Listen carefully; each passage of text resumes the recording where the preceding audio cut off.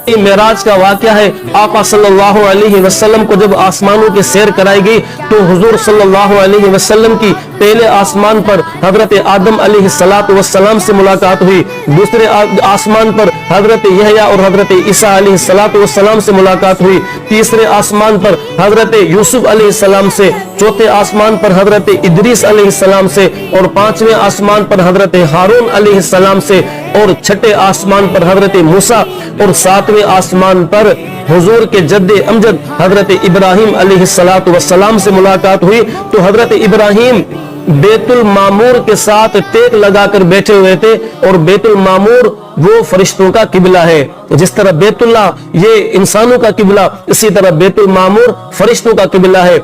हदीस में है कि रोजाना बेतुल मामूर में 70,000 फरिश्ते दाखिल होकर उसका तवाफ करते हैं और फिर कयामत तक उनकी बारी नहीं आई।